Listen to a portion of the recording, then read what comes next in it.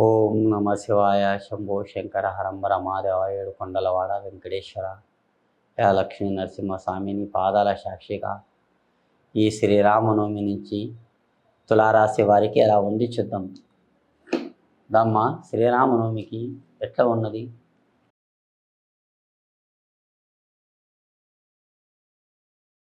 లక్ష్మీ నరసింహస్వామి వచ్చారండి ఈ తులారాశి వారికి.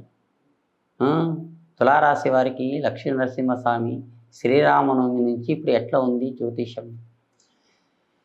శ్రీరామనవమి లోపల మీ ఇంట్లో ఒక కళ్యాణం చేయాలనుకుంటున్నారండి. కళ్యాణం, పెళ్ళి, బలం మీ మధ్యలో ఉందండి. మీ మధ్యలో ఇంకా ఇల్లు కూడా కట్టాలని కూడా ఉందండి. ఆ ఇల్లు కడతామా లేదన్నట్టు మీ మధ్యలో ఉంది. ఇల్లుది తక్కువ తర్వాత ముందు కళ్యాణం. ఒక ఆడపిల్ల ఇంట్లో ఉంటే బరువు. ఆడపిల్ల ఎప్పుడు వెళ్ళిపోతుంది అన్నట్టు మీ ఇంట్లో టెన్షన్ ఉంటుంది. ఆడపిల్ల కళ్యాణం కూడా అవుతుంది. ఏమంటే మీ అన్నతమ్ములు మీకు సరిగా లేరండి. అన్నతమ్ములు ఒకరి మనసులో ఒకరు సరిగా లేరు. ఒకడు చేద్దాం అనుకుంటే ఒకడు వద్దంటుండు. దాంట్లో ఇద్దరు ఒక్కడు నీకు సాగనిస్తలేడండి. ఇద్దరు ముగ్గురన్నా మీకు సహకారం చేస్తున్నారు. ఒకడు మీకు సహకారం చేస్తలేడండి. అతని మాటలు విని మీరు బోల్తా పడుతున్నారు. అతని మాటలు మీరు ఇంటి చాలా దెబ్బతింటున్నారు.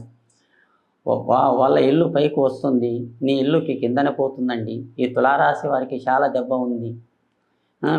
మీ చేతిని అమ్మాయి కళ్యాణం చేయండి, మీ ఇల్లు పాలు పొంగుతుంది. మీకు ఎక్కడ పైన మీకు మంచిగా ఉంది. మీ పేరు మీద ఇద్దరు భార్యలు, మొత్తం ముగ్గురు భార్యలు లెక్క ఉండాలి. ఇద్దరే ఉన్నారు ఇప్పుడు. ఇద్దరు దాంట్లో కూడా వెళ్ళిపోయి ఇప్పుడు ఒకరు ఉన్నారు. ఆ అమ్మాయి వల్ల మీరు సుఖంగా పడుతున్నారు. ఆ అమ్మాయి వల్ల కూడా మంచిగా ఉంది.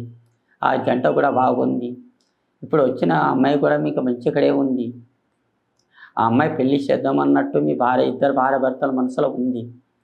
కానీ ఇద్దరు భార్య భర్తల మనసులో ఉంది కానీ మధ్యలో ఒకటి సాగనిస్తలేడండి. ఆ ఇద్దరు దాంట్లో మీకు ఒకటి సాగనీయకుండా అవుతుండు. ఏం కాదండి. కానీ ఉన్నాడు ఒకడు, మీకు ఒక పెద్ద మనిషి ఉన్నాడు. ఆ పెద్ద మనిషి మీ వల్ల మీకు తప్పకుండా సహకారం చేస్తాడు. ఆ పెద్ద మనిషికి పట్టుకోండి. ఆ పెద్ద మనిషిని మీకు ఎట్లయినా పోయి ఈ శ్రీరామనవమి లోపల మీకు కళ్యాణ బలం తప్పకుండా చేస్తాడండి. కానీ అదృష్టం రేఖాటంలా కానీ టెన్షన్ పడకండి.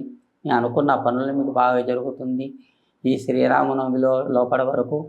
కానీ దాటిన తర్వాత శ్రీరామనవమిలో దాటిన తర్వాత మీకు మ్యారేజ్ బలం తప్పకుండా ఉన్నదండి. కానీ అదృష్టం రేఖ కూడా మంచిగా ఉంది. ఏం టెన్షన్ తీసుకోకండి. అనుకున్న పనుల్లో కానీ అరకత్ బరకత్లా కానీ మంచిగా ఉంది. కానీ కోరిక రేఖాటంలా శేష పనుల్లా కానీ నిదానంతో చేయాలండి. మీరు ఎంత నిదానం చేస్తే అంత బాగుందండి. జై శ్రీరామ్.